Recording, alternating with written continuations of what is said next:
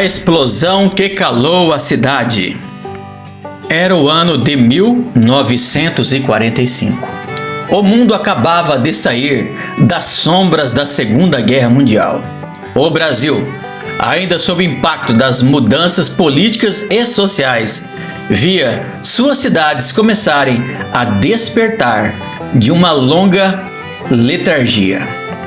Mas em Cândido Mota, um pacato município do interior paulista, a vida seguia num compasso diferente, mais lento, mais sereno, quase intocado pelo tumulto do mundo lá fora. Com ruas de terra batida, cheiro de mato fresco e o canto dos galos ao amanhecer, Cândido Mota era o retrato da paz. A comunidade era unida, marcada por laços fortes de vizinhança e um cotidiano pautado pelo trabalho no campo, pelas missas de domingo e pelas rodas de conversa nas praças. Mas essa tranquilidade seria brutalmente interrompida. Naquela tarde abafada de verão, enquanto o céu azul se escondia sob nuvens pesadas de calor, um som rasgou o silêncio, um estrondo seco, violento, quase sobrenatural. Foi como se o próprio céu tivesse se partido ao meio. As casas estremeceram com fúria do impacto. Vidros explodiram em estilhaços, portas se escancararam, crianças choravam, animais fugiam em desespero.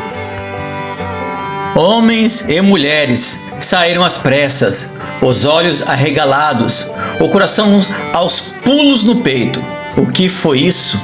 Gritavam, em meio ao pânico generalizado. O barulho havia sido tão intenso, tão destruidor, que chegou ao ser ouvido em cidades a mais de 30 quilômetros de distância. Naquele instante, o tempo pareceu parar. O som que antes marcava a rotina, o mugido das vacas, o ranger dos carros de boi, o burburinho nas calçadas, foi substituído por um silêncio sufocante.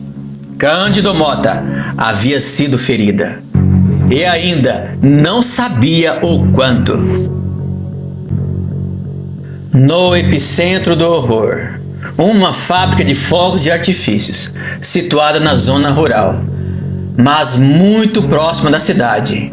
O que antes era um simples galpão transformou-se em ruínas de silêncio, um silêncio carregado de dor.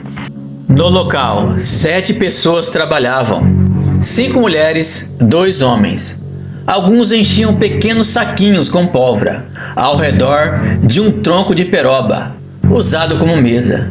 Cantavam hinos religiosos, como se, inconscientemente, estivessem preparando suas almas para o que viria. A explosão foi tão devastadora que pedaços de corpos foram encontrados a centenas de metros dali. Um buraco de quase meio metro de profundidade abriu-se no chão.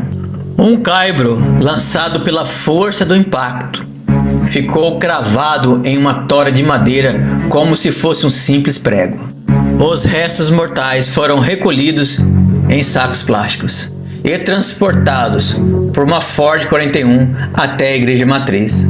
O Monsenhor Davi abençoou os corpos em frente ao necrotério, diante de uma cidade inteira mergulhada em luto. Com a morte de Maria e de seu bebê, o número de vítimas sobe para 8, uma tragédia sem precedentes. Apesar da presença da Polícia Técnica de São Paulo, a causa da explosão nunca foi oficialmente esclarecida. A cidade então se rendeu a hipóteses. A mais aceita até hoje diz que o reflexo dos óculos do proprietário, atingidos pelos raios solares que entravam por uma janelinha próxima ao teto, teria aquecido os tambores de pólvora, provocando a ignição. Sem sobreviventes que estivessem dentro do galpão. A verdade morreu com eles. O que restou foram os rumores, as lágrimas e a memória. Em 1945, o silêncio de uma cidade foi interrompido por um estrondo que jamais cessaria por completo. A explosão que abalou Cândido Mota naquele ano não se limitou ao som. Ela rompeu lares, ceifou vidas, arrancou futuros e semeou uma dor que ecoa há 80 anos. Hoje, em 2025, nos reunimos não apenas para contar o tempo, mas para honrar a memória. A maior tragédia da história de nossa cidade permanece viva, não como uma ferida que o tempo esqueceu de curar, mas como uma cicatriz que escolhemos carregar com dignidade e reverência. Naquele dia fatídico, perdemos mães, pais, filhos, amigos. Perdemos sonhos, mas não perdemos a capacidade de lembrar. E lembrar é, por si só, um ato de resistência. É com o coração apertado e o olhar voltado ao passado que rendemos esta homenagem. A cada nome silenciado naquela explosão, oferecemos o nosso silêncio respeitoso. A cada lágrima derramada, a nossa solidariedade eterna. Aqueles que sobreviveram e carregaram o luto, o nosso abraço. E a cidade que se refez com coragem, o nosso orgulho. Essa memória não nos pertence apenas, ela pertence às próximas gerações. Que saibam, que sintam, que nunca esqueçam, porque há lembranças que o tempo não deve apagar. Há dores que precisam ser lembradas, não para ferir, mas para ensinar. Que essa homenagem não seja apenas um ato de saudade, mas um compromisso com a memória, com a verdade e com a vida. E que nunca nos falte coragem para lembrar, porque esquecer seria morrer de novo.